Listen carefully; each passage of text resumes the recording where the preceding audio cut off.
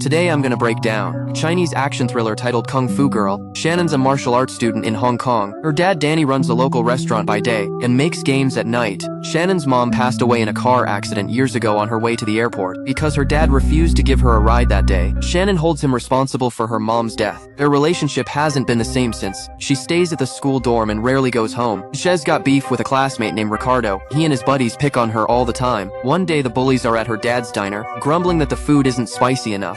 Even though they scarfed it all down, they won't pay. Shannon fights back and makes them pay. Humiliated, Ricardo throws the money on the floor and storms off. She picks it up and gives it to her dad, a hose in a mascot suit. She also apologizes for Ricardo's behavior. At school the next day, Ricardo gets back at her by tripping her friend's brother, making him drop his food. Her friends tells her to let it go, but she's not willing to let them off easy. She boldly sits with the bullies and eats from their plates. Intimidated, Ricardo leaves her be and walks off with his friends. Later, Shannon discovers he ruined her clothes in the dryer. The gang hassles her daily. They laugh when she slips up, causing her to fall repeatedly, and even putting frogs in her lunchbox. A local shopkeeper sets up fighting machines outside his place every day. Shannon learns Ricardo has beaten everyone he's faced so far. She seizes the chance to challenge him in public. She even bets him he'll have to wear a skirt if he loses. Ricardo counters by demanding she cut her hair and dress like a guy if he wins. The fight kicks off and lasts a good while, but it's clear Ricardo is far more skilled. Out of nowhere, he catches her off guard with a hit to the gut. The pain nearly makes Shannon pass out.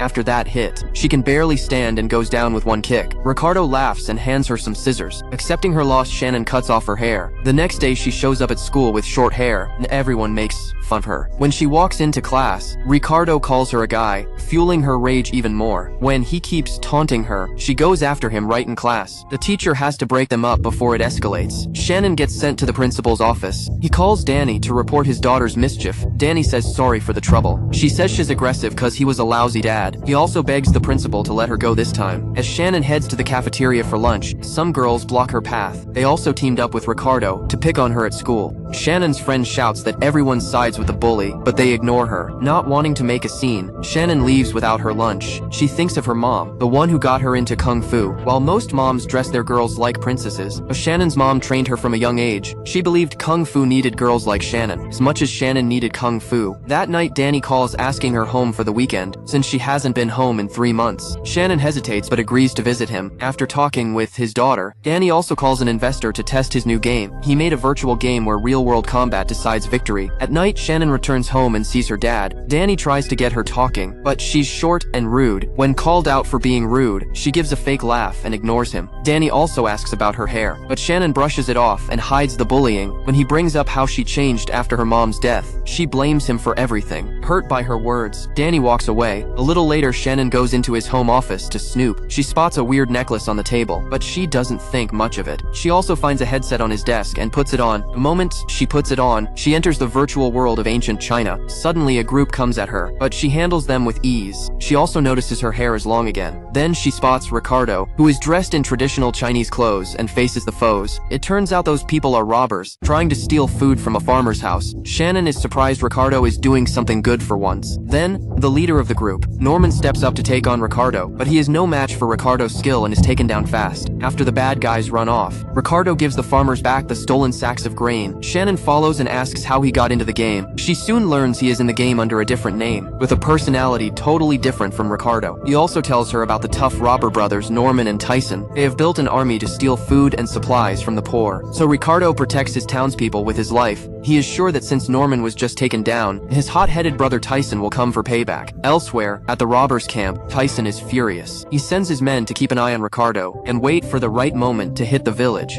Then they show Shannon around the village and show her the martial arts school. She runs into Daryl, who used to pick on her, but in this virtual world he's actually a good guy. Her school principal teaches martial arts here. He thinks she's with the robbers and has the students surround her. After learning she's just an innocent foreigner, he apologizes and takes her to her personal room for her stay in the village. They also introduce Shannon to the village leader. Suddenly, Ricardo gets sick and passes out. The group rushes him to the village medic, Miss Ari. She's trained in martial arts and is a skilled fighter. Later, when Ricardo recovers, she and Shannon explore the village together. They find an old shed and spot a creepy person meditating. Ari explains that the man is her father. He's been in that shed for a year. Turns out her father Bo used to be a traveler. He helped people and caught robbers wherever he went. But after Ari's mother died, he chose to shut himself away from the world and hasn't left that shed since. Over the next few days, Shannon stays in the village. She learns different martial arts techniques from the village leader. She and Ricardo practice together, teaching each other a lot. Soon the village runs low on food due to more robberies. The village leader cuts their daily meals from 3 to 2. The villagers become distressed because they could starve soon. So at night, Shannon, Ricardo, Daryl and Ari go to the robber's place to steal grain. Daryl uses a blowpipe and darts to knock out the guards. Then they break into the storage room and get ready to pack everything up. But the alarm sounds, alerting everyone inside of their break-in. Ari steps in front of the enemies to save the others. The rest of the group has to run, leaving her behind. Next morning, Shannon asks the village leader to rescue Ari. He refuses because Ari was caught stealing, which is against their rules. After that, she goes to Ari's father, Bo, for help. She tells him about her mother's death and how she blamed her father. Shannon admits her own father was always kind and that she was wrong to blame him. Just as she loses hope, Bo steps out of the shed, ready to save his daughter. The group raids the robber base, fights the guards, and rescues Ari. The father and daughter reunite and decide to take a trip like old times. Shannon wants them to stay until the robbers are gone for good, but Bao says he trusts they can stop the robbers themselves.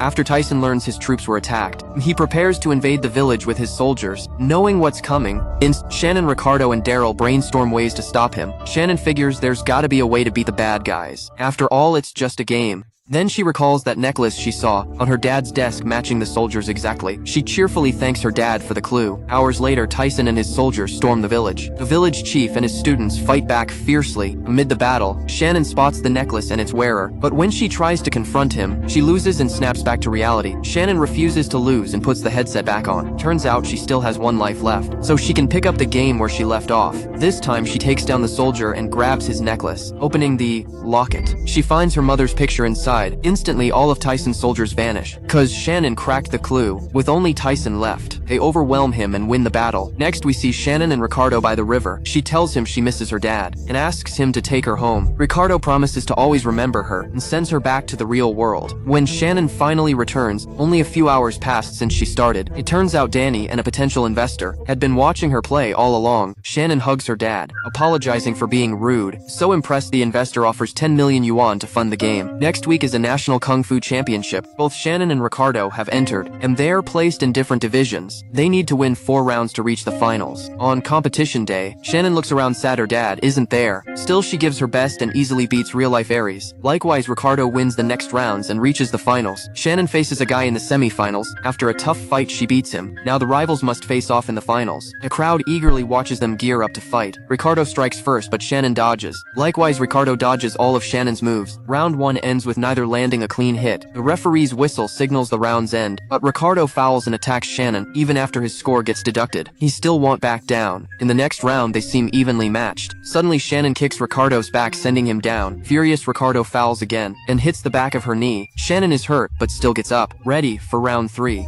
This time, he kicks the back of her head, breaking yet another rule. Shannon is nearly knocked out. Then she sees her dad in a crab costume cheering her on, feeling fired up. She gets up to face Ricardo. She remembers the moves she learned with virtual Ricardo and uses them. It works like a charm and she wins. The crowd goes wild. She runs to hug her dad. In the final scene, she's back at school. She makes peace with Ricardo. He says she deserved to win.